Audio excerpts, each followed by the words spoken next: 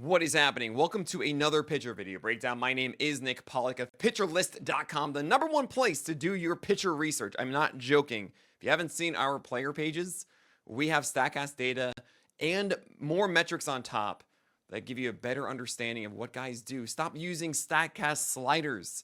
Use the individual pitches and you'll see percentiles of saying, hey, look, this guy has a high swing strike, a low one. What's his vert? What's his extension? I don't know what those are. Just go to our player pages. Look at them right there. They're gorgeous. Check them out. They're so good. We have a GIF of every pitch that everyone throws, so you can actually just see it. Or you can just watch Corbin Burnes right now. We got to talk about it. He's had a bad year. It's been kind of weird. And he had a good one last night against the Rays. Is it real? Is it not? Let's go. So, Corbin Burnes, what does he do? He throws cutters. 94-mile-per-hour cutter right there. And his cutter is a little bit worse this year. It was a little bit worse last year. He gained momentum at the end of last year. But what the main thing about Burnes' cutter is keep it down. I talk a lot about its drop being reduced this year. It used to be something that would get like 8 inches of drop. Essentially like vert of 8 inches. The lower, the better.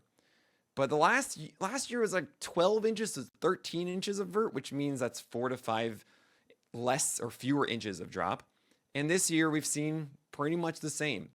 And that means that when Burnes throws and he aims for this, it doesn't go down as much as it used to. The low cutter is what kills for Burnes, is why he had these massive CSW ranks throughout the years. But without that drop, it's not as effective. It stays up, it gets hit harder. The good thing about this one in general is that Burnes did that a good amount. He stayed low with everything. Now the slider, 0 for 9 whiffs. This used to be a massive whiff pitch for him. It has far less drop, like 6 inches less drop than it used to. It has less horizontal bend than it used to. And it's coming in at 88 and not 86. What that means, it's really more of a strike pitch in the zone than it is this chase pitch. If this were the slider from last year at 86, that would have gotten a whiff. Did not hear. Okay? So 1-1 after getting the call with the first pitch. On the cutter's going to be another one here, probably. Oh, another slider. Look, first strike. Didn't get a whiff. 1-2, you got to go cutter away now. Yeah, it's just what he does. And the thing is, this is down, but this used to be down here more. If it has more drop, it gets underneath, etc. But fine. You nail that. You probably want to throw the slider here if you can. And you do at 90. And 90 just gets the corner. And what's so funny is Caminero is like, is that supposed to move more? Like, this is one where he thinks it's the slider. Got it right. It just doesn't move enough, and it stays in the zone. It's kind of funny. Dotted. Beautiful pitch from Burnes, but, like, it's an interesting dynamic, right? And good. You got the cutter down. You still missed it, but at least it's down and not middle of the plate. You got 94. Okay. Fine. You have a... Let's see how... I'm really curious how this plays out here. Curveball. Ah, there we go. So Corbin Burnes also has a changeup and a curveball. And this is another element of Burnes' game that is just not as polished as it used to be. This is nice. This is free real estate. He needed that strike, and he got it. But this used to be like a 60, 70% strike rate pitch. And more like 64, 65%. But he would also get whiffs with it. And also the changeup, too, would be a really dominating one. These pitches have been under 60% strikes consistently for Corbin Burnes. So it's nice to see that at least here. But yeah, that's not going to get the whiff that it used to. Changeup would be really shocking here. What would we get? He's trying to go for that cutter, and that's on 96 in the 5th inning, 53 pitches, but still pretty cool to see that alive. Just not as tempting as it used to be. It doesn't move as much. So if this is landing here, it's not starting here. It's kind of starting here, and he's not really going for it as much, right? So 3-2, maybe see a changeup here. What do you get? Oh, you see that curveball again. Can't throw for a strike. He was 1 for 3, even in that at bat for that curve. So he gets a walk, right? And that's a hanging curve. Oh, man, morale almost destroyed. My gosh. Oh, right there, and he's ready for it. The wave, I guess, is going on. I don't know. Ban the wave. The wave is good for certain moments. That wasn't the moment, okay? You have a cutter down the middle, and he takes it for a ride to center. Oh, my gosh, it stays in the park. Yeah, this is not a good pitch. This is down the pipe. 96. I mean, this is looking here, and it falls down more toward the bat because you understand that the bat is going to be a little flatter, but like you are dropping the barrel. Some guys have that launching, and it just matches perfectly without that steep drop here on that cutter.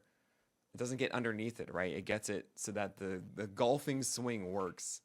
Yeah, that was a little bit fortunate there, Burns. There's a slider that's hung. Not the most impressive review am I giving, no. That 96, at least it's low. Oh, I'm so sorry. It's a sinker, not a cutter, and that sinker should not be here. You can even see the glove now. This is a sinker, which isn't a common thing for Burns. This should be inside over here. Comes back over the plate where this looks like a strike here and goes over here, and it's just, yeah. Even Caballero is going to do that, right? So there's a run scored. That's how Burns is allowing those runs, right? Curveball. Oh, you got my favorite thing. Burns got the greatest thing you ever want to see from a pitcher, from a catcher. Oh, yeah, the glove. What do you want? It's so good. And he still misses with that one, which is wild. The jump was giving actually a lot of things with the cutter down here. I mean, that's a really good one. That's a really good one. Because if he does swing on this, it's possible he does get underneath it, but generally you're going to roll over. It's going to be first base, get yourself out of the inning. Let's see here. How does he follow this up, though? Oh, he tries to get the guy. It never works. Stop. Never works. Cutter too far inside. Doesn't have a feel for that. I mean, that's probably where he's going to keep attacking. Oh, another curve. And good. I'm glad you got that called strike this time. I mean, you should have gotten it the first time. It should be strike 3, but he swings if it's 2 strikes, of course. But you can kind of see that, like, Burns used to be a guy that would just destroy you, that cutter endlessly. It's going to be really against lefties. It's the backdoor one that he would just do. He would live here, not here. He would live here with this cutter back in the day. And then he would have a slider and curve going off of it this way and change up that way. And you kind of see like the outside curve coming in for strikes here and then trying to go inside with the cutter, which, I mean, yes, cutters generally are very good against lefties inside, but it's just not the Corbin Burns way. And he loses them. You know, he doesn't execute this inside cutter. He doesn't execute the curveball up and like for a called strike away. Like, that's not classic Burns. And he goes to a curveball that, again, not a good feel for it. This is supposed to be away. It's not supposed to be front hip. If he was looking for a slow curve at that point, he would destroy that. He would pull that down the line.